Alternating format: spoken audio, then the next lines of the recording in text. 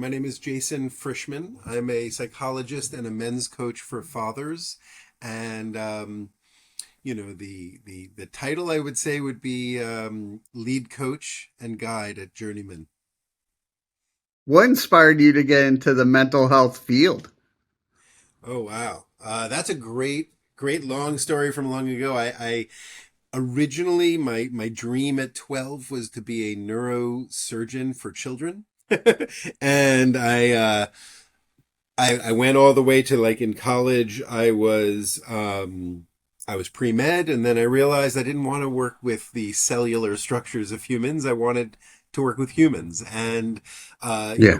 my mom is a teacher, my dad's a social worker, and so it was a very it was a smooth move to move into psychology and mental health. And I really, the idea of our relationships and our stories and our connections being what hold us is something that I've been passionate about almost my whole life, really. Yeah. Can you tell me a little bit about your process? Sure. In terms of the work I do, Yes. yeah, no, I'd love that. So, a little bit quickly, the background to the process is both my training and the way I look at the world is a combination of adventures and narratives and stories. And so, as such, I found grad programs that let me study those things. And so I have a master's degree in adventure therapy. And my doctorate, I focused on narrative therapy. So I'm a storytelling adventurer or an adventuring storyteller, whichever one, needs to go. And a lot of the work that I do currently with fathers is around helping them first to identify and sort of locate themselves in the stories they're living, and that could be everything from as a partner and a father in their homes to a worker and an employee or an entrepreneur or any sort of thing in their work lives or their sense of community, but all the way up to like what their stories are as men in our culture. And so we don't just look at our inner world. So as a psychologist, I'm bringing that out and how our selves and our stories interact with the grander social stories. And so we become aware of and call out the stories that are impacting and are sort of working on who we are and how we are with others. And then I help men to sort of identify who they want to be in that world and how they want to basically both write and live in their own stories. And so helping men to really understand kind of who they are and that they can have some agency in the way that they interact and engage with their loved ones, with their communities, things like that. And so, we have, I've developed a model and a curriculum for men around growing their own stories and living with others in this world, and how connected men and connected fathers are activists and how we can really change and move things forward, not just for our own mental health, but for the collective as well. For you as a father, how does helping others with this help yourself? Oh, it's a great question. I'll give you the first answer is I share a lot, not the actual work I do with clients, but I share the model and the business and the ideas. My kids, I have two sons, 13 and 16. And, they've often asked, why do you do this? Why do you care so much? All of these things. And I've explained to them, I said, you have a father who, at 13 and 16 still hugs and kisses you and says he loves you every day. And there are many men and boys who don't have that. And so on one levels, I call them, they're my, they're my counsel, right? Everything that I put out into the world from Journeyman goes through them first. They get to see. But more to your question, right? How does it help me? Because they know everything I'm doing.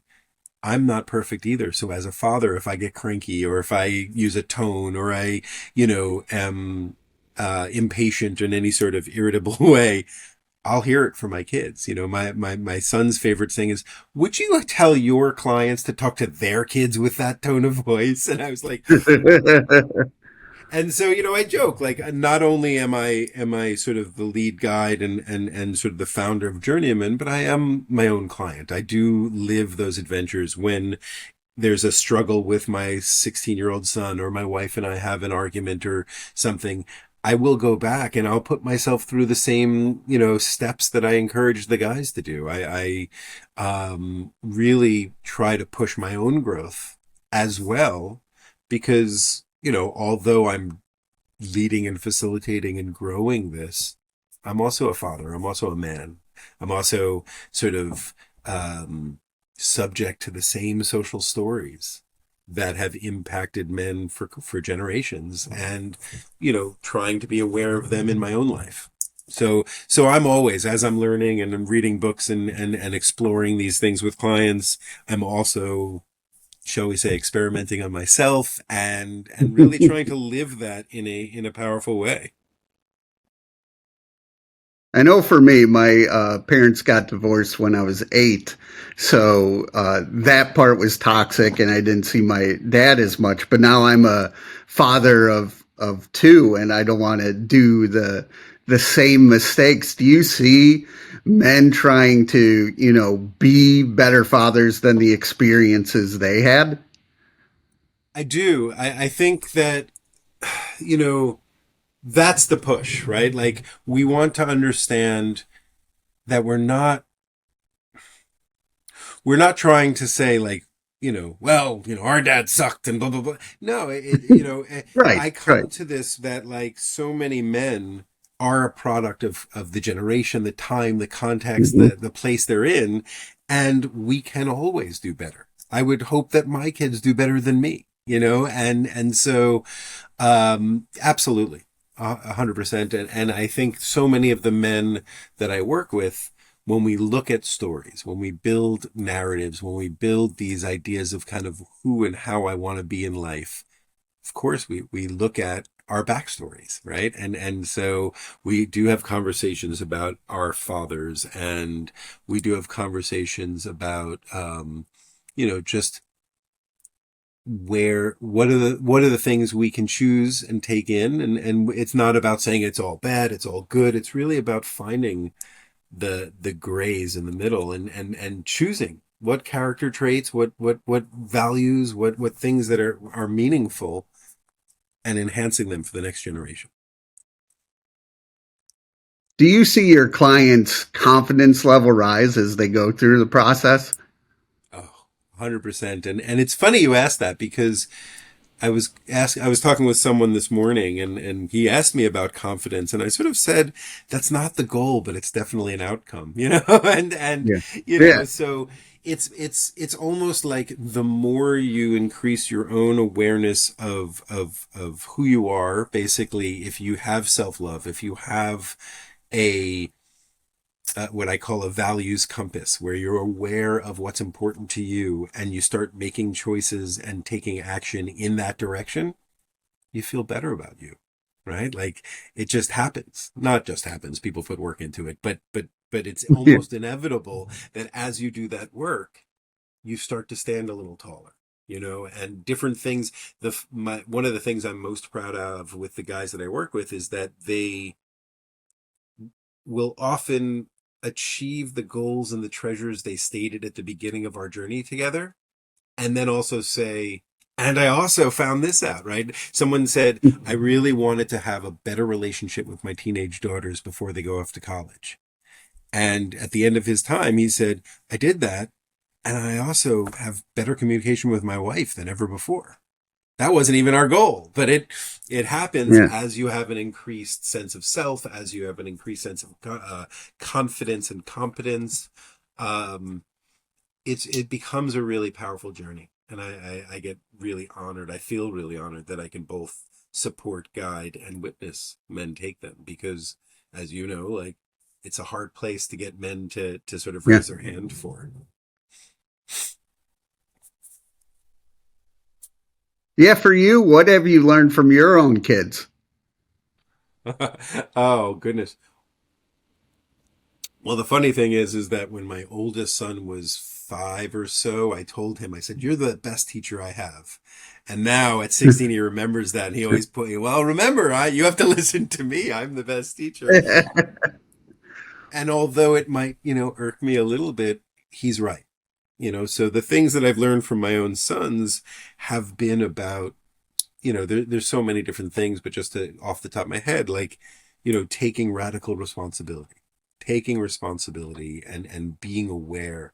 And it's okay to apologize and to try to explain, even to children at a children's developmental level, that like, I'm human and I made a mistake, and I'm, willing to go there with you and we can talk about it. My kids have heard me say, I'm sorry. They've heard me tell them I'm working on things myself. I'm on my own journey. So that's something that they really helped me with, to really lean into, and to understand about um, taking responsibility. I think another one is they have helped me. I'm generally a playful person, and I love, I'm a big fan of dad jokes and things like that. But in this world today, sometimes that gets a little lost. And so my kids always remind me to be playful. Either explicitly or implicitly, they remind me how important it is to have fun.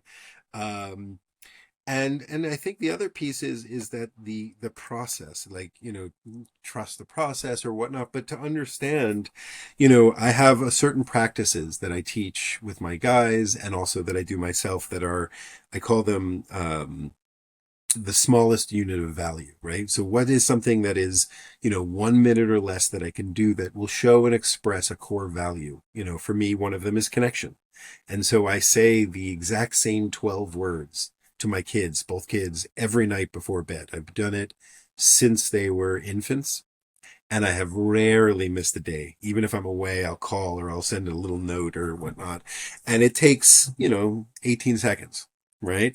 And so one of the things that they've taught me more than anything is this idea that small, consistent, intentional actions and processes have massive return.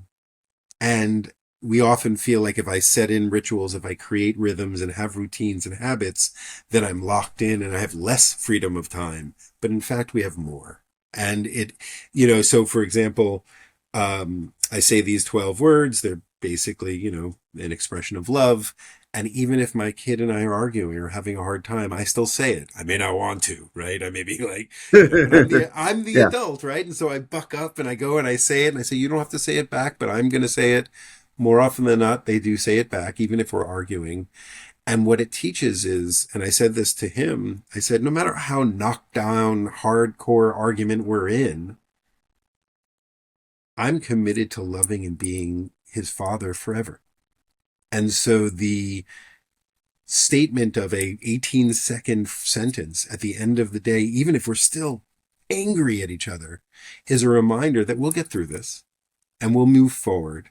And in the long-term perspective and process of our relationship, I'm going to love you forever. And like, we'll get through this and we'll both grow from it. And I believe that, the magic is in the muck.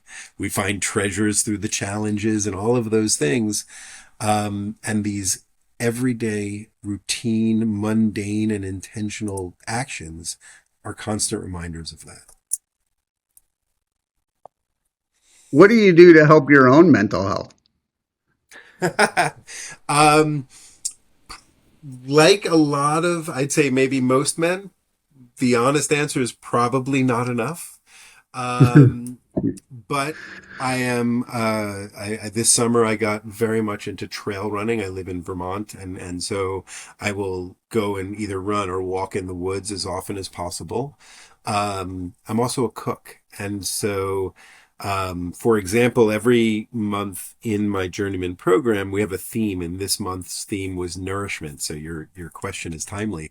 And one of the things that, as an example, to the guys that I worked with around doing something every day for our own mental health, for our own nourishment, I committed this month that in addition to cooking meals as regularly as I could, I would also just go in the kitchen and chop vegetables, not for the meal. right? It would help for like later on, I want a snack or whatever. It helps with my physical, like I have something ready to eat. I can dip into hummus or whatever. But actually, the meditative act of slicing vegetables to me is very nourishing, and it reminds me of my values. It's a meditative thing. And then, every day I practice mindfulness. I have a mindfulness practice that I do here in my office and, um, in the evenings, things like that. So I do a bunch, but yeah, to go back to it, like most men, probably not enough. I don't get enough sleep and, I don't, those kinds of things. Um, but, but I think that in and of itself is always a journey. If you'd asked me that last week, I would have said, yeah, I'm doing great. Today I'm a little tired. So, how can people reach out to you and learn more? Oh, well, I think the easiest way is through my website, which is journeymanfoundation.com. And the email actually is jason@nourishedconnections.com, which I can send you all those links. Um, I'm on LinkedIn, Facebook, and Instagram. Those are the three socials I use most often. But right now, Journeyman is me. So if anybody wants to reach out and has curiosities, they'll get me. They'll get a real person, and I'd love to talk to anybody who's curious about new narratives for men, masculinity, and fatherhood.